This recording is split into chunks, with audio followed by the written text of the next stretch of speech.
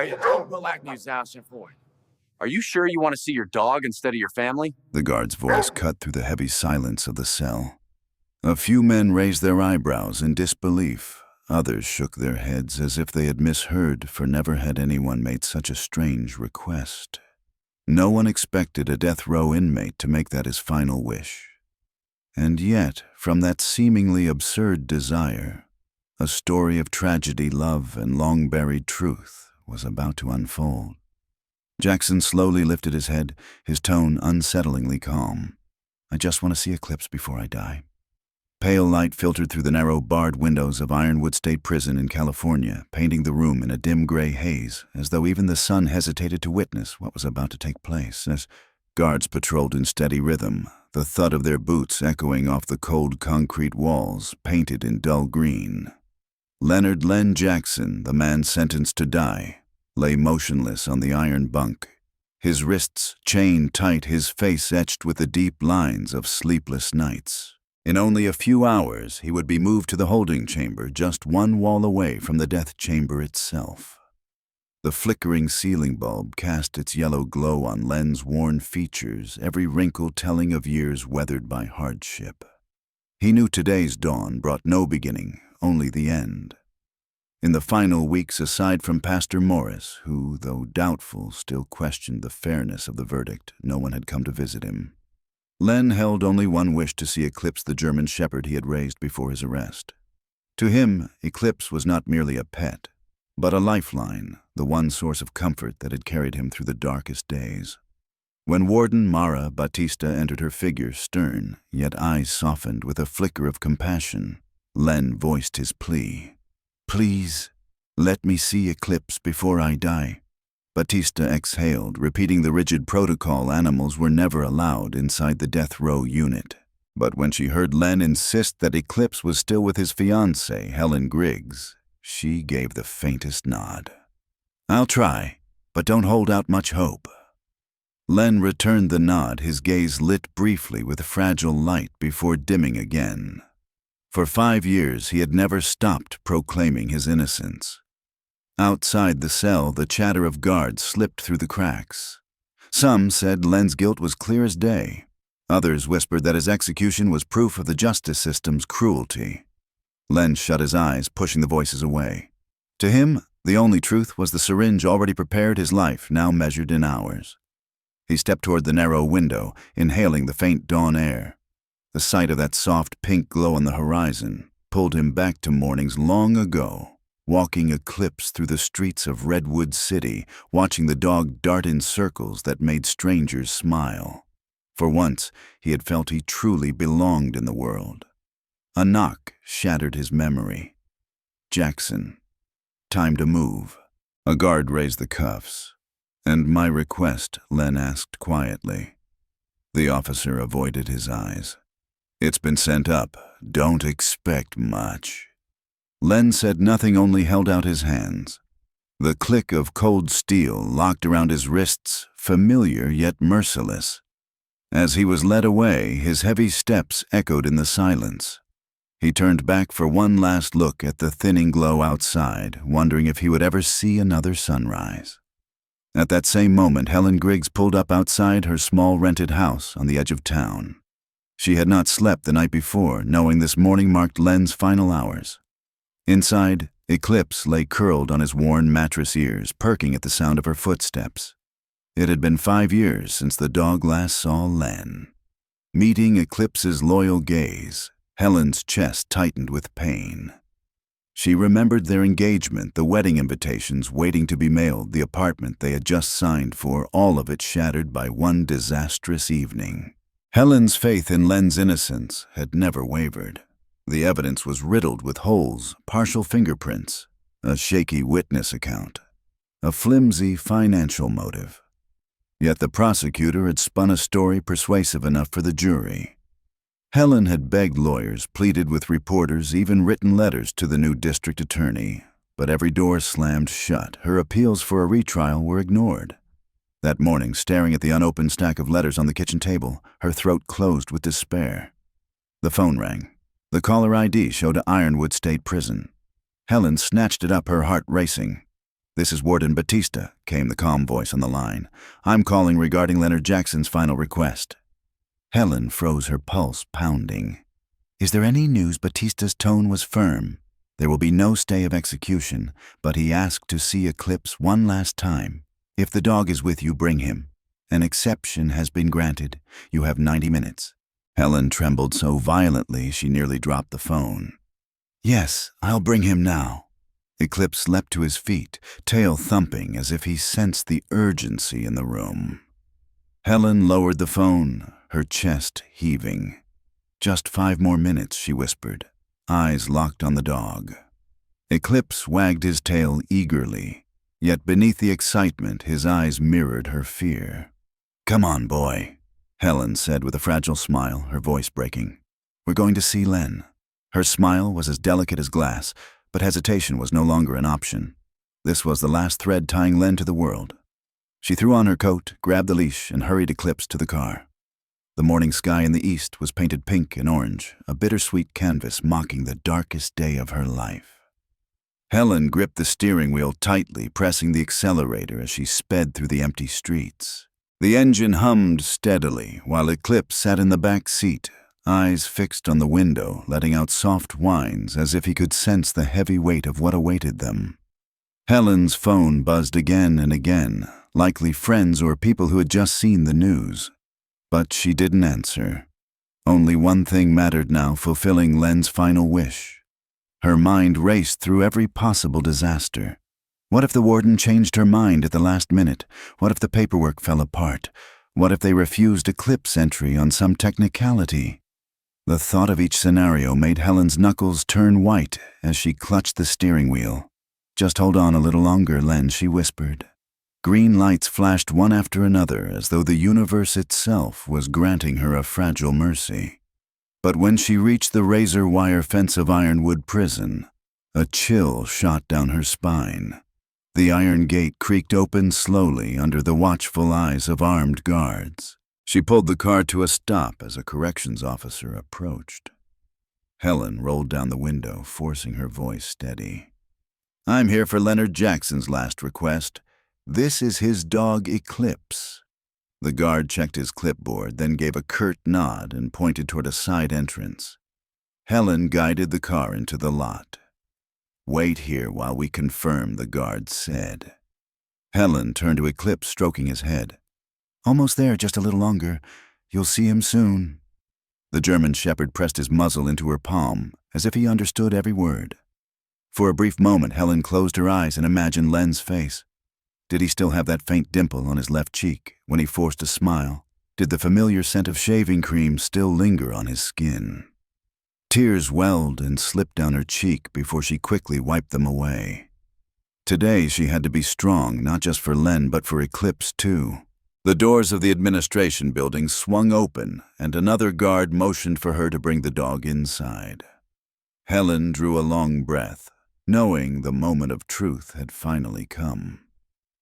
Meanwhile, across the city, Anton Delacroix stood before his mirror, adjusting his tie. The salt and pepper-haired man had given 30 years of his life to criminal investigations.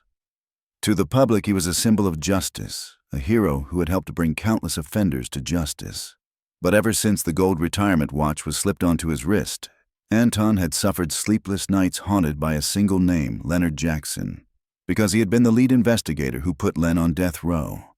At the time, the evidence seemed undeniable: a partial fingerprint on the weapon, a suspicious deposit in Len's account, and a handful of shaky eyewitnesses who swore they saw him near the scene.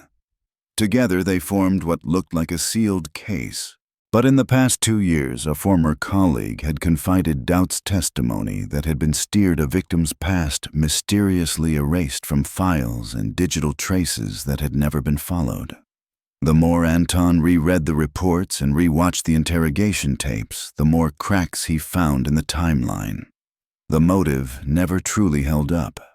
And Raymond Conincade, the victim, had been a real estate mogul with more than a few enemies, many of whom had far clearer motives than Len ever did. What gnawed at Anton most was the mysterious deposit. The prosecutor had painted it as payment for the crime, yet no origin was ever proven. That morning, his phone buzzed with a text from a contact at the district attorney's office. Final appeal denied. Execution at 9 this morning. If you're going to do anything, do it now. The words froze Anton where he stood. He had quietly urged his superiors to review the evidence, but each request had been brushed aside. To them, the Jackson case was a victory neatly tied and filed away. But in Anton's heart, justice was still unsettled, and now the clock was running out. The city that sentenced Len Jackson to die had never been as clean as it pretended to be. Raymond Conan Cade, hailed in the papers as a philanthropic saint, was in truth a property tycoon entangled with half the local political machine. His death had been staged as a tragedy for the community, but beneath the glossy obituaries lay shady deals that had never seen investigation. Len had been the perfect scapegoat, a powerless man thrown before a crooked altar of justice. Anton sat on the edge of his modest bed, eyes fixed on the clock. 7:20 a.m. He picked up a secondary phone, one he rarely used, a burner purchased solely to keep certain calls off the record. Punching in a number from memory, he waited until a raspy voice answered. "Hello, it's Delacroix. I need you to do something. Urgent." On the other end was a digital forensics expert, one of the few who might still uncover traces of evidence that could point to Len's innocence. It was a desperate last-ditch attempt, but Anton knew he couldn't let the execution pass without exhausting every possibility. Out of old habit, he slipped his sidearm into its leather holster under his jacket. Not because he expected a shootout, but because 3 decades on the force had ingrained the reflex. Sliding behind the wheel of his unmarked sedan, he pulled into the morning traffic. Gray clouds hung low, draining color from the city. As the miles slipped by, memories of the case replayed in his mind, the first time he interrogated Len, the man's bewildered eyes, the calm insistence of innocence. After reading hundreds of criminals in his career, Anton still couldn't reconcile Len's demeanor with that of a killer. The car stopped in front of the public library. The doors were still locked, but the Wi-Fi signal reached across the parking lot. Anton opened his laptop, plugged in a USB drive containing a copy of the case file, and sent it off to his digital forensics partner. He knew the odds were slim, but it was better than doing nothing. As he waited for a response, his mind drifted back to Len's personal history. An honorably discharged veteran, steady employment at a security company, no criminal record, no scandals. Then suddenly, his life had spiraled into ruin in a single night. Everything about it still reeked of a setup. His phone buzzed with a message. Received. "Give me an hour."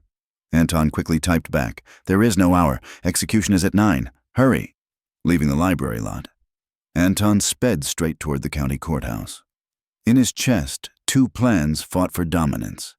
If a miracle happened, if new evidence surfaced, he would drive to the district attorney's office or straight to Ironwood Prison to try and halt the execution. If not, he would walk in himself, face Warden Batista, and declare, "I have reason to believe we convicted the wrong man."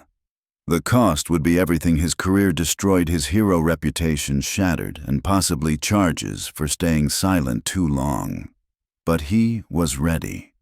Time was slipping through his fingers. Meanwhile, Len was being escorted through narrow, windowless corridors until he reached the final holding cell. The room was stark white-tiled like a laboratory, lit by harsh fluorescent tubes that magnified both the coldness and the dread. The air reeked of disinfectant. Officer Garcia removed Len's cuffs through a slot in the door, then set down a small paper bag containing his last meal, a cheeseburger loaded with pickles and a can of soda. He hadn't chosen it out of hunger, but because it reminded him of the night he and Helen first brought Eclipse home. "You'll be prepped in 30 minutes, Garcia said quietly, his voice softening. "If the warden agrees, you'll see your dog." Len nodded, whispering his thanks. He didn't open the burger, only inhaled the scent, letting the memory stab into him like a blade. He thought of Eclipse, wondering if after 5 long years the dog would still know him. A fragile ember of hope flickered in his chest. If Batista had truly called Helen Eclipse, might already be on his way. Footsteps echoed in the hall. The door swung open. Warden Batista entered, her face drawn tight. Behind her stood Helen, gripping the leash. And in that instant, Eclipse saw Len. The dog froze, then exploded into motion with a sharp bark tail whipping furiously. Len gasped, his vision blurring with tears. Eclipse bounded forward, claws clicking on the tile as he tried to leap onto the bed. The half-sobs, half-barks of joy filled the sterile room.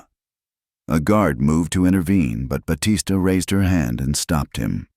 Len dropped to his knees, wrapping his arms around Eclipse's neck. "Hey, boy," he whispered, tears running freely.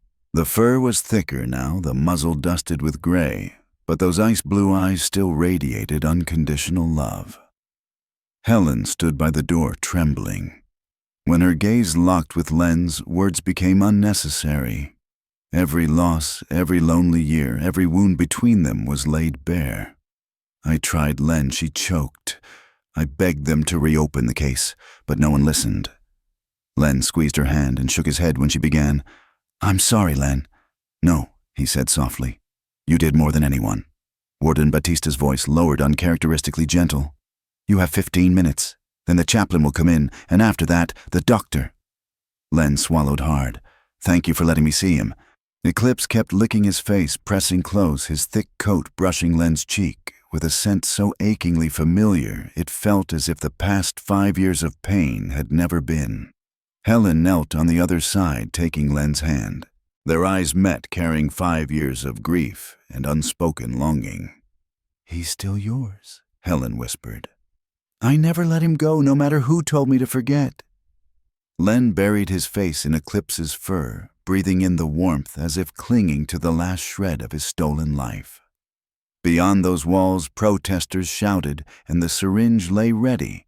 But inside this room, love and loyalty burned brighter than any human calculation. Batista spoke again, 15 minutes. Helen nodded, eyes wet. "I'll wait outside," she said, squeezing Len's shoulder before the door closed. Len sank to the floor, clutching Eclipse like a child terrified of abandonment.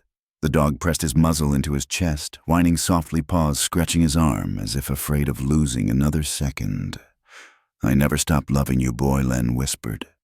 "Never stopped dreaming of Redwood Creek mornings, teaching you new tricks, walking those quiet sidewalks. You kept me alive when the world told me to give up." Tears streamed down his face, but Eclipse only licked them away, simple, stubborn gestures that pushed back the darkness. A faint knock at the door reminded him that time was bleeding away. Each second fell like water into desert sand. He lifted Eclipse's face, memorizing those bright, shining blue eyes as if carving them into his soul. "I love you." The dog perked his ears, listening as though he understood the last confession. Len expected the guards to drag Eclipse out. Instead, Batista's voice came over the intercom. "Jackson, time's up, but would you like Eclipse to stay until the chaplain arrives? I'll allow a few more minutes." Len's chest clenched. "Thank you," he whispered. He sat back on a bed, pulling Eclipse against him. Just a few extra minutes, but for a man standing at the edge of nothingness, they were eternity. He closed his eyes, praying that if this was to be his final memory, it would be enough.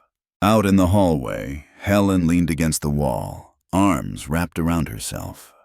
All she could hear were distant footsteps, the shuffle of paperwork, the cold machinery of the prison. Suddenly, a deep voice called, "Miss Griggs." She looked up. Standing before her was a tall, broad-shouldered man with salt and pepper hair and a dark suit. His stride carried both the weight of experience and a shadow of hesitation. He extended his hand. "My name is Anton Delacroix. I was the detective who led the investigation into Leonard's case." Helen froze. "Why now, Len only has minutes left." "It's too late." Anton pressed his lips together. "That's exactly why I had to come. I believe we made a mistake." Helen's throat tightened. "You believe after 5 years and you never said a word." Anton lowered his head, his voice heavy. "I've carried doubts for the past 2 years. I wanted to reopen the investigation, but the department didn't care, and I hesitated. Without hard proof, I didn't have the courage to tear apart the very case I built." Helen clenched her fists, though grief and exhaustion outweighed her anger. "We have less than half an hour. What good does this confession do now?" Anton raised his phone. I have someone analyzing the victim's digital records traces never presented in court. If there's even a shred of evidence, it might be enough to delay the execution. The question is whether Warden Batista will request a stay from the governor. Helen whispered. Len deserves a chance. He's innocent. I never doubted that. Anton nodded firmly. Neither do I. Let me talk to Batista. They moved quickly down the corridor. Helen swallowed her tears, picturing Len enduring all those years on death row, branded a murderer while he was only an innocent man. She wanted to scream, "Why didn't you come sooner?" But reason kept her focused on the moment.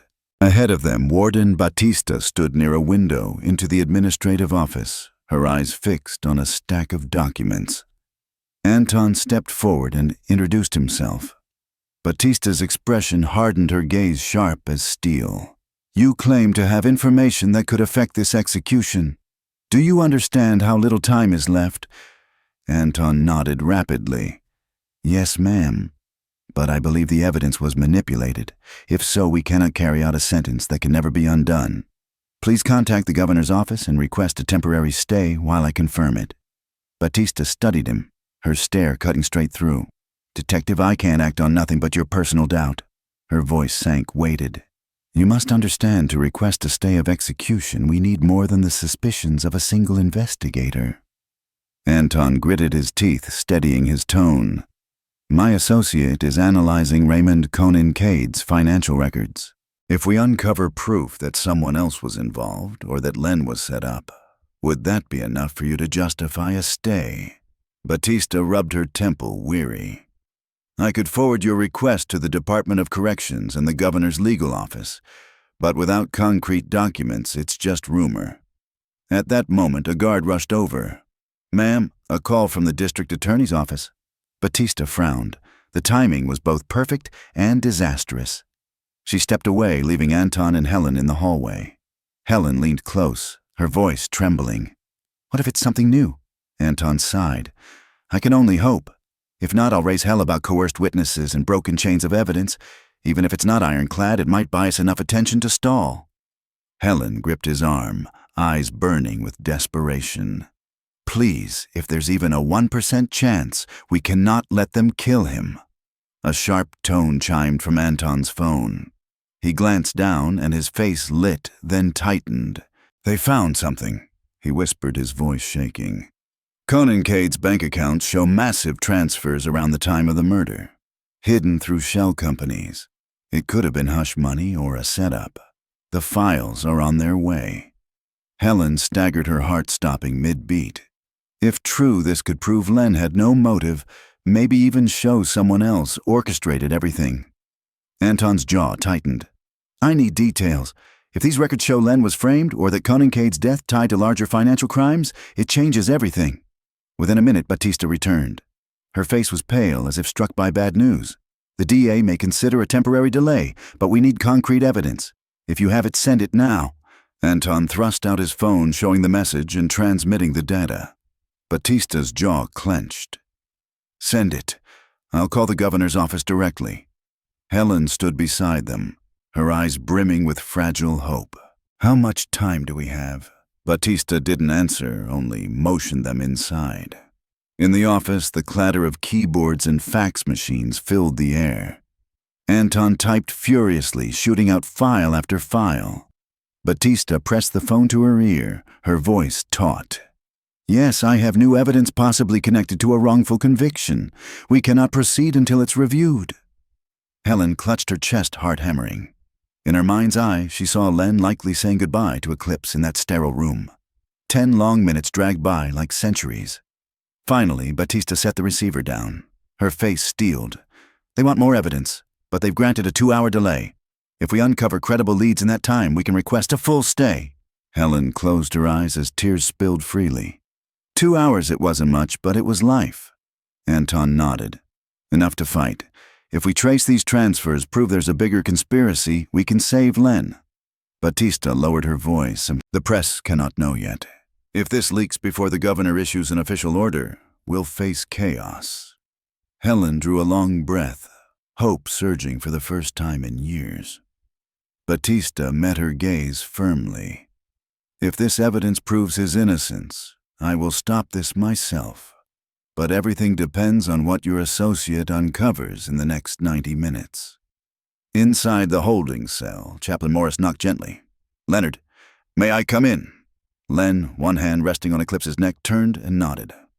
A guard stepped forward, leading the dog out. Eclipse resisted whining, unwilling to leave.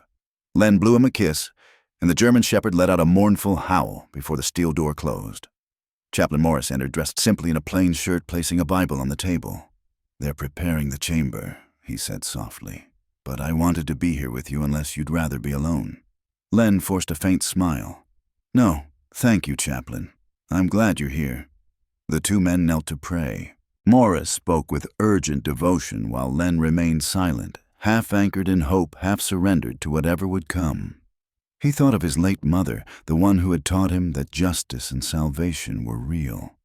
What would it do to her soul to know her son was about to die for a crime he didn't commit? The grief of imagining her pain tore at Len more than death itself. Suddenly the door swung open. Warden Batista stepped in, face-taut voice clipped. "Jackson, we've just received new information. It may change how we view your connection to Conan Cade's death. Based on this, I've secured a short stay, 2 hours effective now." Her words stunned Len. He repeated them as if he couldn't trust his ears. "A stay? What does that mean?" "It means you will not die at 9 o'clock, Batista said. "The process is paused until 11. We need to verify new financial data that may show you were set up. If it checks out, the governor can issue a formal stay and reopen the investigation." Len's heart pounded out of rhythm.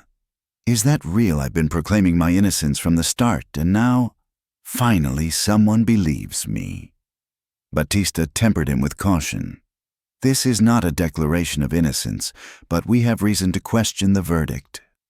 Len trembled, eyes brimming. Chaplain Morris looked at him, his own face brightened by a fragile hope. Batista exited, leaving the two of them alone. "This may be the miracle we prayed for," Morris whispered. Len let out a thin, choked laugh. "I'm afraid to hope. If it collapses, how am I supposed to face the needle again?" "You'll face it as you always have," Morris said, resting a hand on his shoulder. "With dignity. But trust the truth."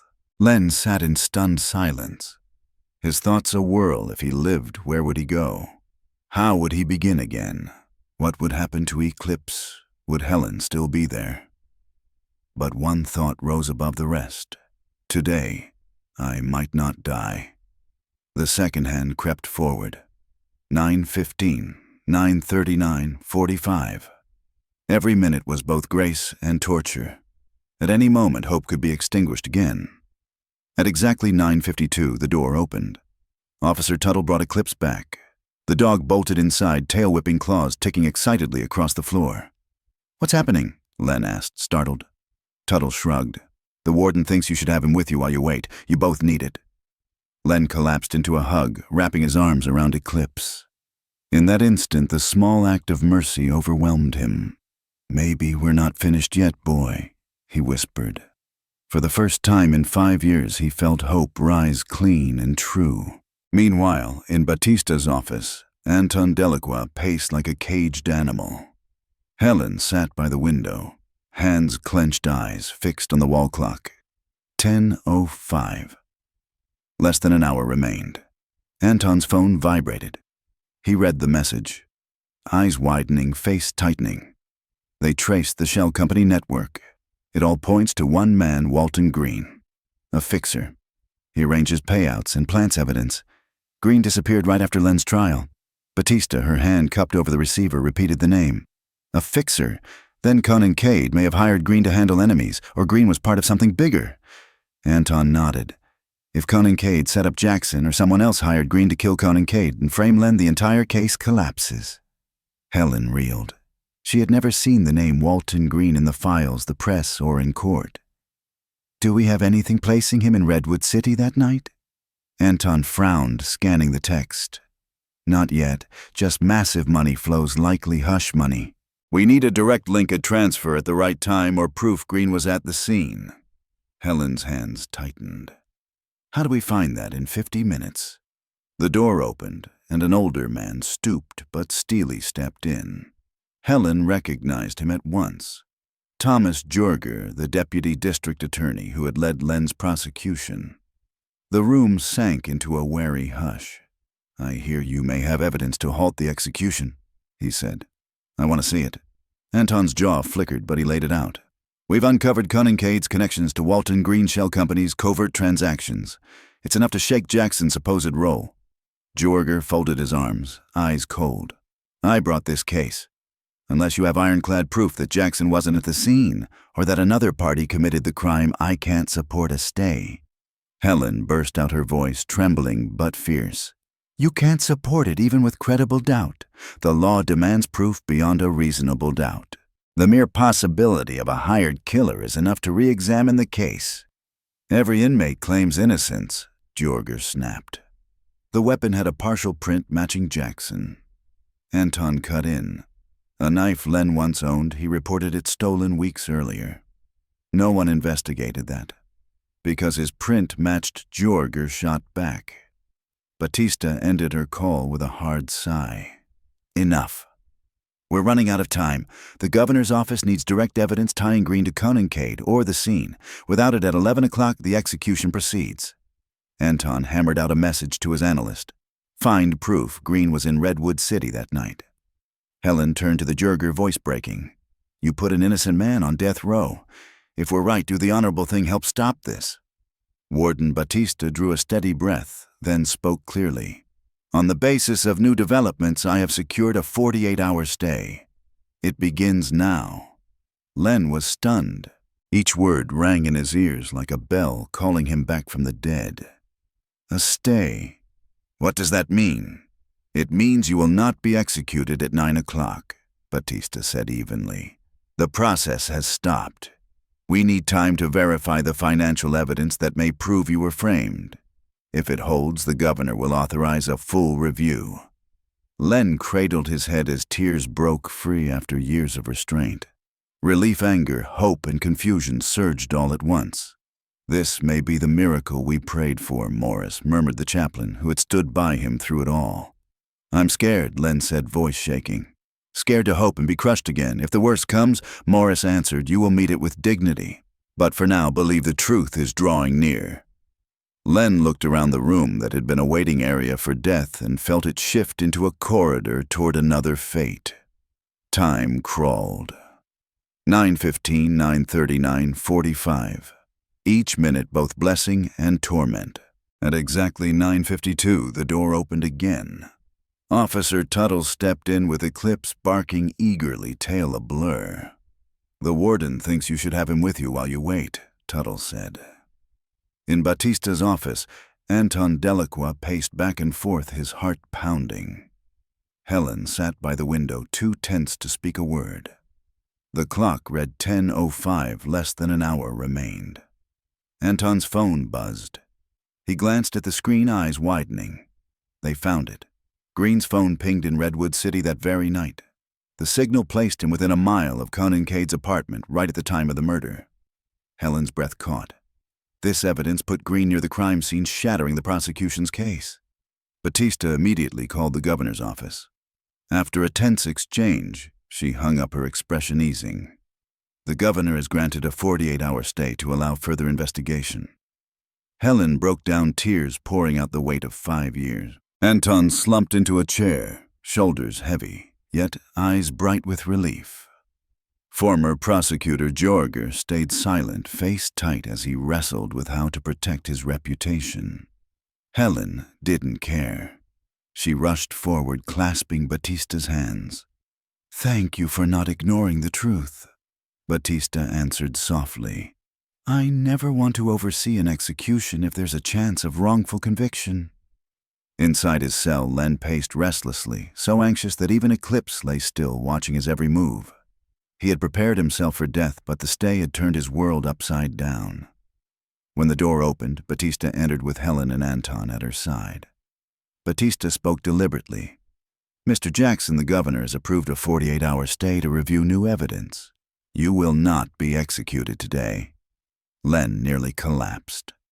Helen rushed to steady him, whispering through sobs, "You're still alive, Len." Eclipse barked joyfully, tail wagging in celebration. Anton stepped forward, introducing himself. I'm Detective Anton Delacroix. I led the original investigation. I'm here because I owe you an apology. There may have been a setup. Len's voice broke. I told them I didn't kill Conan Cade, and now after 5 years... Anton bowed his head. I suspected, but I didn't act soon enough. I intend to make it right, Helen added. We uncovered evidence of a hired killer, Walton Green, financially tied to Conan Cade. He was near the scene that night. Len trembled, voice quaking. So, what happens to me now? Batista replied. We continue investigating. If the evidence holds, you may be fully exonerated. Helen gripped his hand firmly. Not only will you live, Len, you'll have a chance at freedom. Len sat stunned. Freedom, after all these years, felt both sweet and terrifying. Eclipse rested a paw on his knee as if to affirm, You're not finished yet. Batista glanced at her watch and reminded him, You'll be transferred to maximum security, but you're no longer on death row. A hearing will be scheduled soon. In the meantime, Detective Delacroix and Miss Griggs will gather more evidence.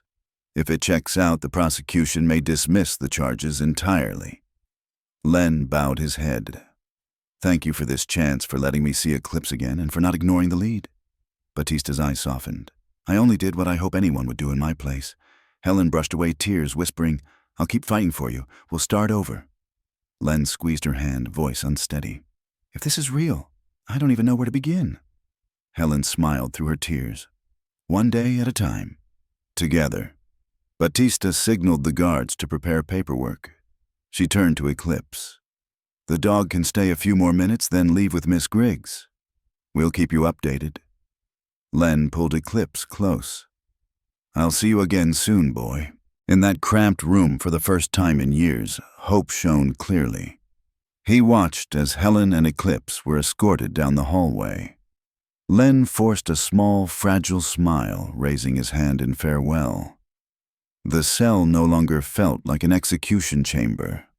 It felt like a waiting room with a door to freedom at the end. Anton lingered. Len met his gaze, weariness heavy in his eyes. Mr. Jackson, Anton said slowly, You have every reason to hate me, but I'll do everything I can to bring the truth out. Len's voice rasped. I don't hate you. I'm angry. Yes, angry. I lost 5 years of my life, but if you can fix this, I will, Anton promised, nodding hard. Then he too left, leaving Len alone with a storm of emotions. Len sank onto the steel bed, body trembling, adrenaline still coursing. In the corner, the cold cheeseburger still sat untouched. He wasn't hungry, but a strange thought surfaced. Maybe, once the shock faded, he would eat it. Because he was alive. From outside came the usual sounds, guards' voices, radios, crackling boots, echoing. Yet, beneath that routine hum was a shift. The execution scheduled for that morning had been canceled. For the first time in years, Len felt he still belonged among the living, not as a soul condemned to the dark. The news of the stay spread quickly, igniting fierce debate. Outside Ironwood prison, crowds erupted. Protesters chanting justice for Conan Cade shouted in fury, accusing the governor of weakness. Meanwhile, death penalty opponents waved banners, life wins today innocent until proven guilty. Helen pushed through the throng with Eclipse panting at her side. Cameras and microphones swarmed. Miss Griggs, what's your reaction to the stay? Do you have proof Len was framed? Will you demand compensation if he's exonerated? Helen shielded her face. Please, no comment right now. I just want to go home. Let us through. Another reporter blocked her path. Helen, just one statement. But a tall officer stepped in, pulling Helen past. Clear the way. Let them go. The crowd split, and Helen and Eclipse reached her pickup truck. She murmured thanks, climbed into the driver's seat, and locked the doors. Her heart still raced. Eclipse pressed his muzzle into her hand, whining softly. We did it, she whispered. We bought him more time. Yet she knew the city would soon shake with scandal. For 5 years, people had believed or pretended to believe in a settled verdict. Now the truth was cracking open, and someone would have to pay. Her phone buzzed again. A text from an unknown number. I can help prove Leonard's innocence. Contact me. Helen frowned. Was it real or just a vulture circling? She decided to show it to Delacroix later. Back at her small house on the city's edge, still cluttered with unpacked boxes from the day she'd left the apartment she'd once shared with Lenatan, Leland felt suffocated. Eclipse trotted around searching for his water bowl. She filled it, set it down, then collapsed onto the sofa, burying her face in her hands. 48 hours, she whispered. We have only 48 hours to find the truth. Eclipse lay at her feet, chin resting on the couch, his ice-blue eyes sharing the weight of that burden with her. Meanwhile, Anton drove across town toward the Redwood City Police Department. He knew he would face hostility from old colleagues, the same ones who had once celebrated him for this very case, but he no longer cared. Stopping at a red light, Anton pulled out his phone to review the latest data. Walton Green's call log revealed something damning, a string of calls to an untraceable number all made near Conan Cade's apartment the night of the murder. The final call ended at 12:07 a.m., just minutes before Conan Cade was believed to have died. Then the phone went dark, never activated again.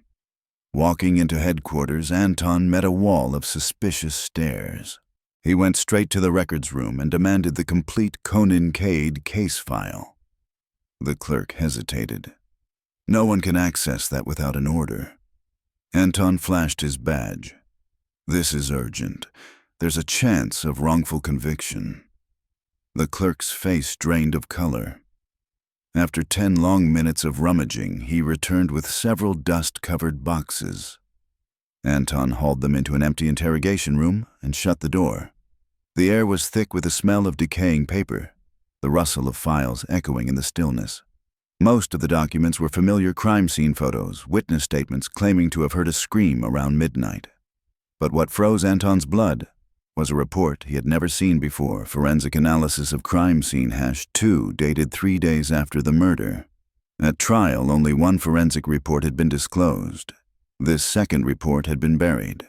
Opening it, Anton read findings that didn't match the official record shoe prints, that didn't belong to Len or the victim, signs of forced entry at the fire escape, and traces of gunpowder residue inconsistent with the knife the prosecution had presented as the murder weapon. His pulse pounded, sweat beating on his forehead.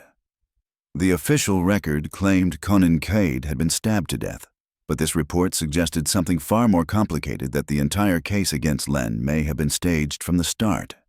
Anton slammed the folder down, heat flooding his face. The second forensic report had never reached the courtroom. It documented evidence of gunshot residue, unfamiliar shoe prints, and a forced window. Yet all of it had been filed as insufficient evidence not to be entered. Anton clenched his fists. This wasn't oversight, it was systemic concealment. It proved there might have been a second perpetrator or an entirely different scenario for the night Conan Cade died. Storming out, he told the clerk, "Log this as evidence under review." "I'll take full responsibility." The clerk started to protest, but one look at Anton's steely eyes silenced him. Back in his car, Anton tossed the files onto the passenger seat, his mind spinning. The pieces pointed to conspiracy, buried evidence, tampered chains of custody.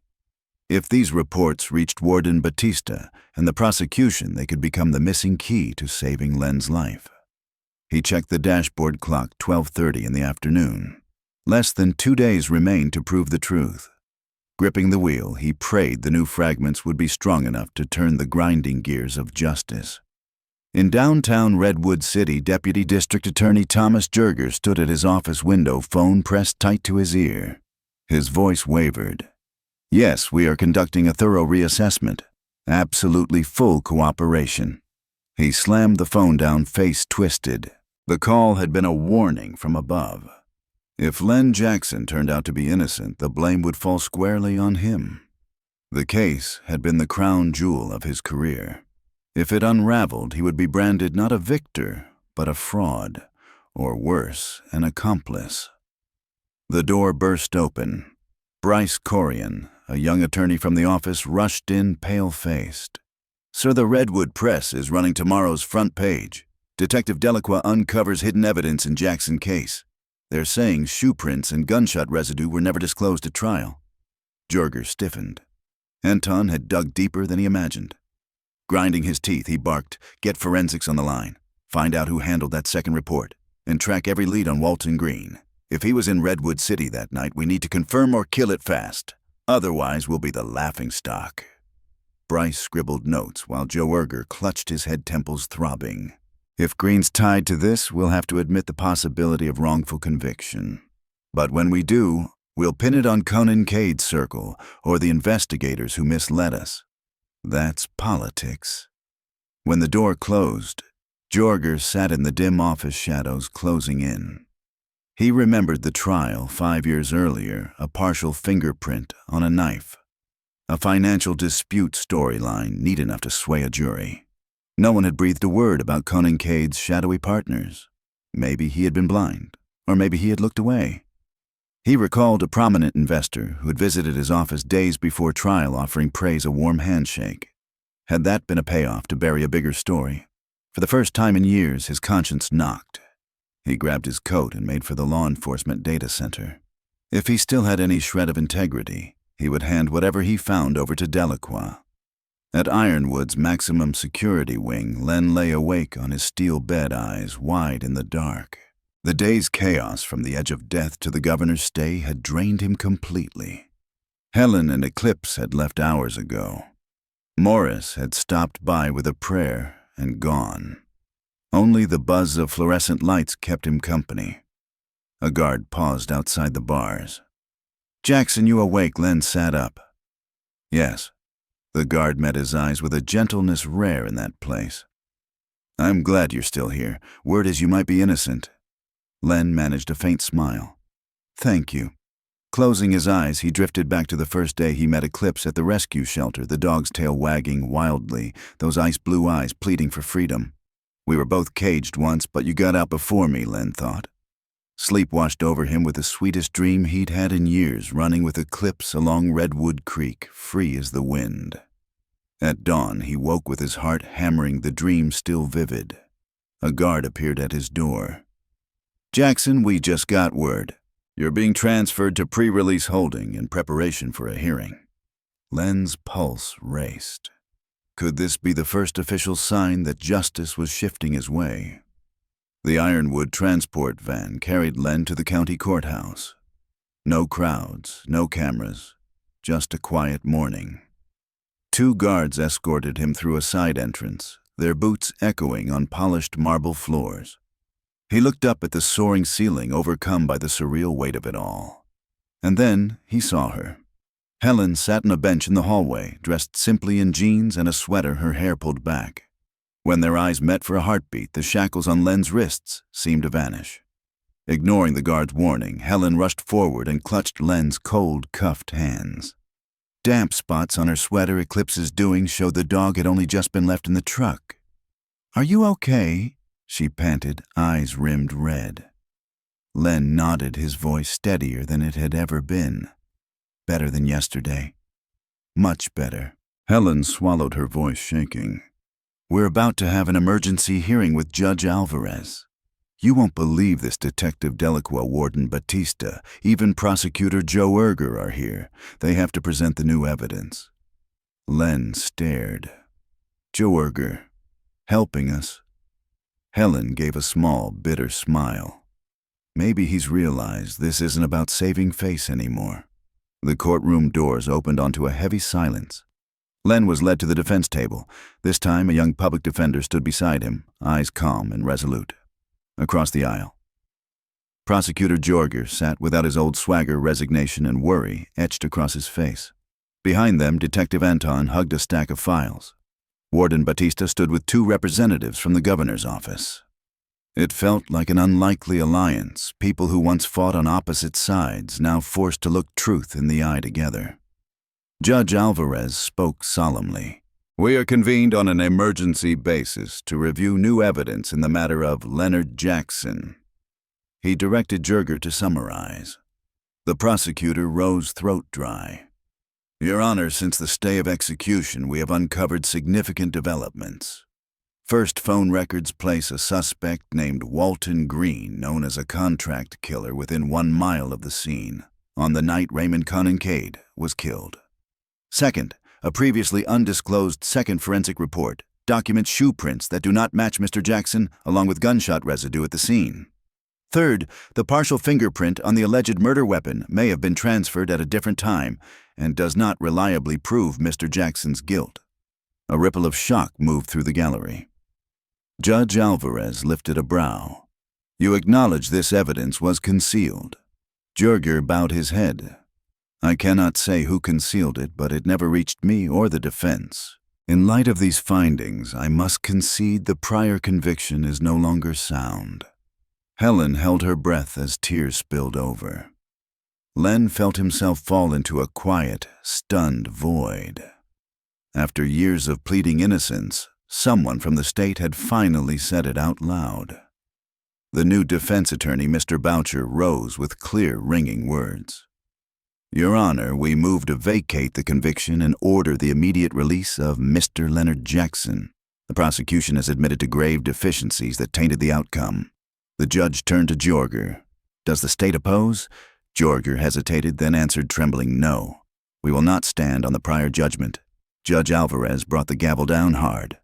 So ordered. Mr. Leonard Jackson, you are free as a citizen unless and until new evidence is presented. On behalf of the justice system, this court apologizes for the wrong you have endured. The sound of the gavel crashed like thunder in Len's chest. The shackles came off. He stood with wrists chafed, red tears running unchecked. Helen shot to her feet and wrapped him in her arms as the courtroom broke into applause. Delacroix and Batista exchanged a look of sheer relief. Even Joerger dipped his head as if laying down a long-carried burden. Len drew a shaking breath. He was no longer a death row inmate. He was a free man. Under a bright noon sun, Len gripped Helen's hand on the courthouse steps, afraid he might float away if she let go. Cameras and reporters swarmed, recording the moment a former death row prisoner walked out a free citizen. Helen opened the pickup's door, and Eclipse shot-out ears pricked tail, a blur, barking with joy. Len dropped to his knees and buried his face in the dog's graying coat. Years of rage and sorrow burst into sobs. People on the sidewalk stopped to witness the reunion of a man with his freedom and with his most loyal friend. They declined every interview. This moment belonged to them. Helen drove slowly through the streets Len once knew by heart. So much had changed, familiar shops replaced by cafes and restaurants. A new high-rise standing at the corner where he used to live. Watching the city scroll past his window, Len murmured, "The world changed while I was gone." Grief threaded through hope until Helen squeezed his hand and said softly, "I'm still here. We'll adapt. We'll start again." Eclipse sprawled between them, panting with contentment. Len nodded, whispering, "First, let's go to your place." "I just need somewhere to begin," he faltered. I don't even have a place to go," Helen answered at once, eyes shining. "Then my house is yours if you want it." He met her gaze, gratitude burning bright. "I want it," he said. They pulled up to a small, single-story house with a patchy front lawn. Inside, boxes were stacked in corners, proof Helen herself had been living in limbo. Len moved slowly through the room, pausing at a photo of the two of them on a hiking trip, their smiles untouched by what would come. Helen led him to the spare room, half storage, half sitting room. "I was planning to move," she said. "But if you want to stay, I'll cancel the lease." Len shook his head. "No more upheaval. I'm just grateful not to be behind iron walls." Helen exhaled, steadying herself. "You need clothes. Tonight or tomorrow we'll shop. And there's more. The press will want interviews. The attorney will talk about a civil suit." Len interrupted gently. "Later, I just need a little quiet." She nodded, eyes bright. "You can have all the time you want." When she stepped out, Eclipse ambled in, sniffed the boxes, then leaned against Len's leg. Len sat on the small bed and drew a trembling breath. "I'm free," he told himself again and again, letting the truth seep in. Pulling back the curtain, he stared at the scruffy grass, the low wooden fence, the neighbor's green garden, an ordinary slice of life so simple it made his throat ache a world away from concrete and steel. Eclipse licked his elbow. Len smiled and stroked the dog's head. "We're together again," he said. The phone buzzed. It was the old handset Helen had given him. A message from an unknown number appeared. "You're still a target. Conan Cade's partners know you've been released. Be careful." Len frowned, his chest tightening. The nightmare wasn't over. The people who had framed him were still out there, and now they might want to silence him. But he told himself, "I will not live in fear anymore. After 5 years on death row, I've learned how to face what comes." Sliding the phone into his pocket, he stepped into the living room with resolve. This was a new chapter, uncertain, but burning with hope. The days that followed blurred with legal motions, endless news coverage, and the hard work of adjusting to life outside. The Redwood City District Attorney's Office announced it was reopening the entire Raymond Conan Cade case. New leads suggested that Conan Cade's own business partners may have staged his murder and planted Len as the perfect scapegoat. Anton Delacroix, now hailed as a hero, headed a new task force. He uncovered a network of bribes flowing to police officers, public officials, even judges. The picture sharpened. Conan Cade had likely planned to betray his shadowy partners, and that decision had cost him his life. Helen, torn between joy and anger, watched Len struggle with everyday life. Even simple errands like going to the grocery store left him shaken, the long checkout line stirring memories of confinement. She tried to keep Eclipse by his side as a steady anchor, but the dog couldn't follow everywhere. One morning, Len woke drenched in sweat from a nightmare. In it, the stay had never come, and guards dragged him into the chamber for the needle. Seeing him trembling, Helen set down her coffee. Nightmare Len nodded. Eclipse nudged his leg, tail wagging gently. Helen sat beside him. "There are therapy programs for exonerees. The Innocence Project offers support." Len raised a hand. "I know you mean well, but I need time to face it my way." Helen squeezed his hand. "Fine, just remember you're never alone. That afternoon Anton called. We've caught Walton Green. He was hiding in a house out of state carrying a fake passport. Once we tie him directly to the murder, your innocence will be confirmed." Len's heart raced. "Will he admit I was framed too soon to know?" Anton said. "But he won't slip away, and higher-ups are already discussing compensation. The state may offer a large settlement." Len leaned against the wall, voice thick. "I don't want money. I just want my life back." Anton sighed. Sometimes money's the only apology the system knows. When the call ended, Len felt hollow. 5 stolen years' time memories, birthdays, holidays, a love interrupted. No sum of money could restore them. 2 weeks later, under mounting pressure, Green broke. He confessed that Conan Cade had been preparing to expose corruption involving powerful elites. To stop him, Green staged the crime scene with a knife already bearing Len's fingerprint and was paid handsomely to make Len the fall guy. He named 3 major real estate tycoons in the city, men who had manipulated Redwood City's very government. The revelations rocked the public. Investigations rippled upward into the highest tiers of power. Prosecutor Jorger held a press conference publicly apologizing to Len. He insisted he had never seen the second forensic report, but his career was finished. Len watched the broadcast through blurred tears. Helen sat beside him, gripping his hand, while Eclipse lay at his feet. At last, his name was cleared. The victory was bittersweet. So much had been lost, but justice, however delayed, had finally arrived. 1 month later, under a soft morning sun, Len walked with Helen and Eclipse along the path by Redwood Creek. The water babbled gently. The breeze carried the scent of fresh grass, and Len's steps felt lighter than they had in years. He knew he could never recover the past, but he could move forward with truth, with love, with a new life. He paused at the bank of the creek, holding Eclipse's leash. In the golden light, the surface shimmered like silver. Helen walked beside him, the breeze tugging at her hair.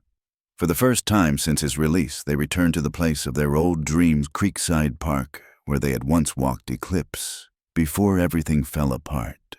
Len breathed deeply, savoring the simple joy of wearing only a t-shirt and jeans, free under the open sky. Eclipse barked and bounded down the gravel trail, tail wagging wildly, pausing now and then to sniff wildflowers. "Are you okay?" Helen asked softly. Len nodded, his eyes glinting with sunlight. I still dream of the chamber, but here with you and Eclipse, it feels lighter.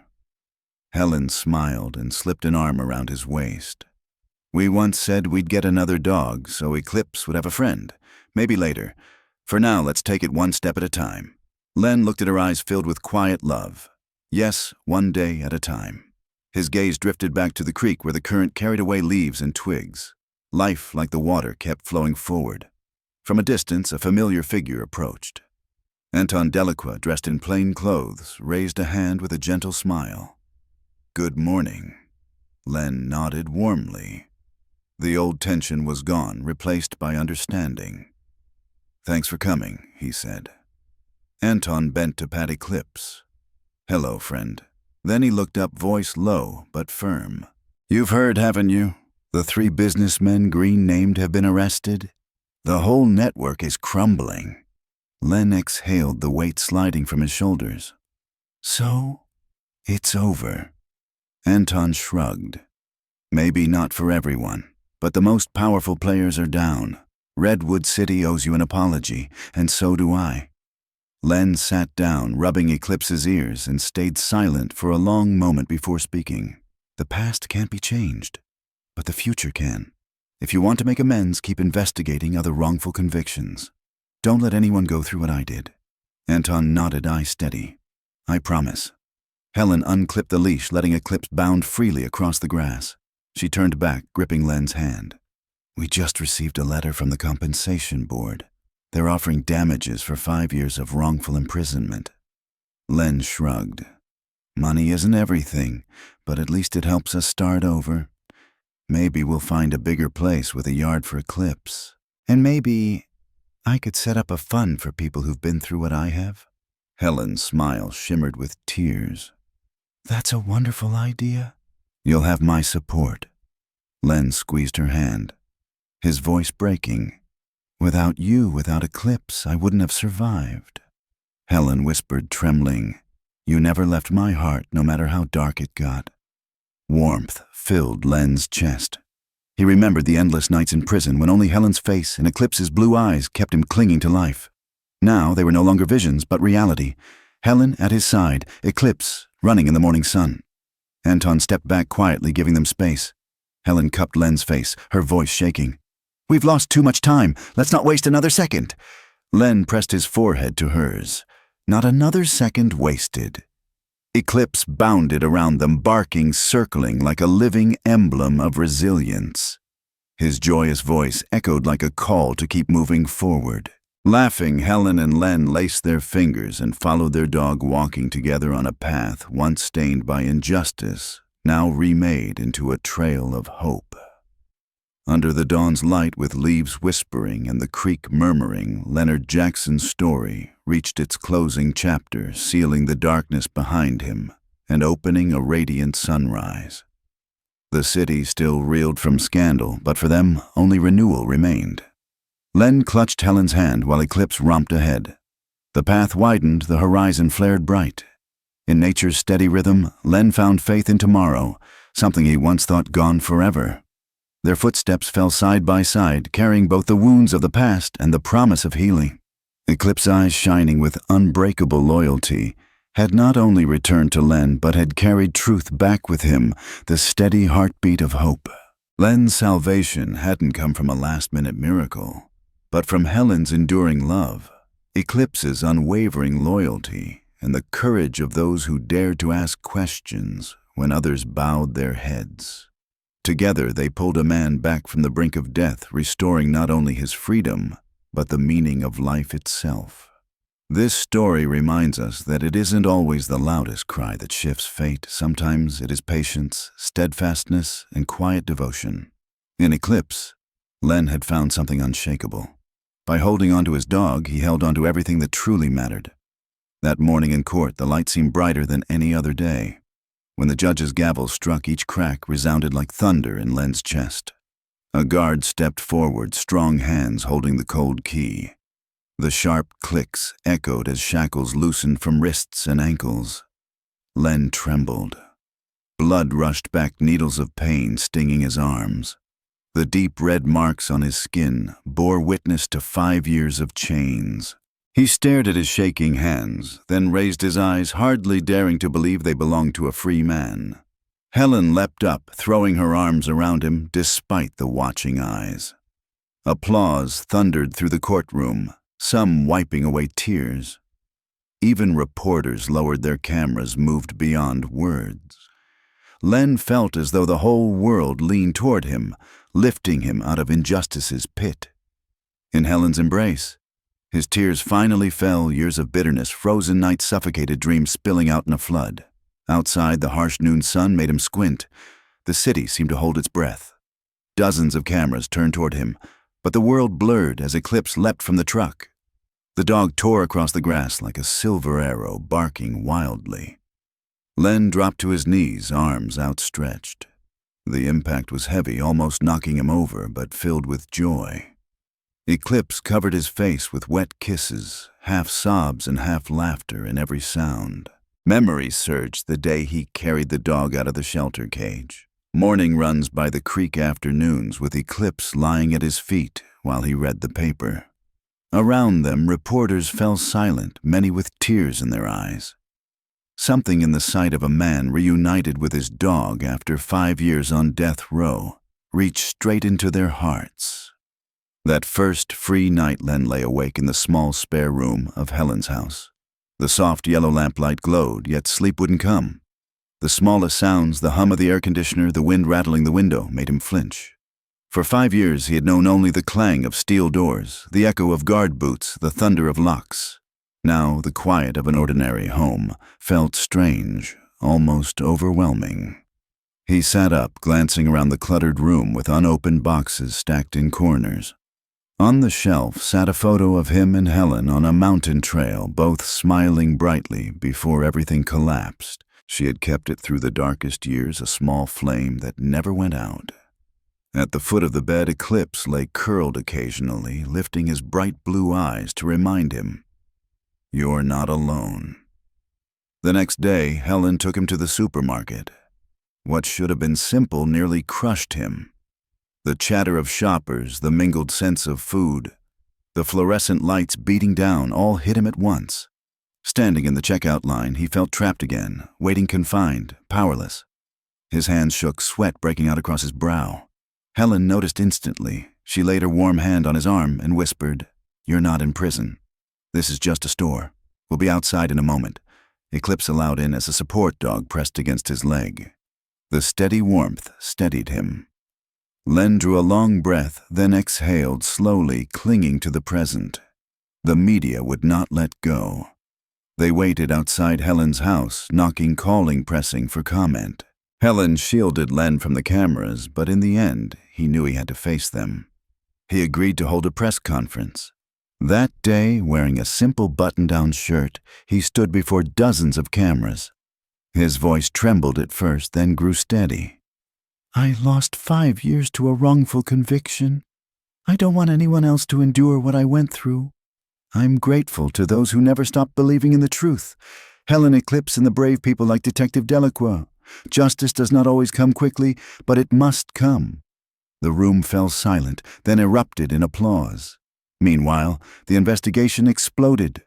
Walton Green was arrested and finally confessed he had been hired to stage the scene using a knife with Len's fingerprints to throw investigators off. 3 of Redwood City's biggest real estate magnates were led away in handcuffs before rolling cameras. The city shook. Those who had once shaken hands with power manipulating police and courts alike were dragged into the light. On television, prosecutor Jorger bowed his head in apology as his career collapsed. Len watched the broadcast, eyes wet with tears. Helen clasped his hand. Eclipse at their feet, the 3 of them silent, absorbing the moment. But learning to live free was still a long journey. Some nights Len woke from dreams of the death chamber, the needle pressing close. He would jolt upright, drenched in sweat, until Helen wrapped her arms around him and whispered, "We're out of there now." Slowly, he began to savor the smallest things, brewing coffee in the morning, walking Eclipse, buying himself a new shirt. Each small act was a victory. He began keeping a journal, writing down his feelings, a kind of self-therapy. On those pages, he wrote often of Helen and Eclipse, the two anchors that had kept him alive. One crisp morning, they returned to Creekside Park. Once the place of their dreams, it was now the place of new beginnings. Len held the leash eyes on the golden shimmer of the creek. Helen walked beside him, hair lifted by the breeze. Eclipse bounded ahead, ears perked, tail wagging without pause. Len drew a deep breath, his voice warm and low. I still have nightmares, but being here with you and Eclipse, I feel alive. Helen leaned her head against his shoulder. We've lost so many years, but from now on, not another second wasted. Anton Delacroix arrived in plain clothes, relief softening his smile. The 3 developers have been taken down, he said. The network has collapsed. Len looked at him with no tension, now only understanding. The past can't be changed, but the future can. If you want to make amends, keep investigating wrongful cases. Anton nodded. I promise. The 3 of them walked on together, their shadows stretching long in the sun. Helen held Len's hand tightly. Eclipse bounding ahead. The path opened wide, the future bright before them. Len knew his salvation hadn't come from a last-minute miracle, but from Helen's steadfast love, Eclipse's unshakable loyalty, and the courage of those who dared to ask questions when others bowed their heads. He understood this wasn't just his story. It was a reminder justice may be delayed, but it cannot be denied. And hope, fragile though it may seem, with enough love and persistence, becomes a torch to lead us out of the dark. If this story touched you, please like the video and subscribe so you won't miss future episodes. And most importantly, share your thoughts in the comments below. We would love to hear from you.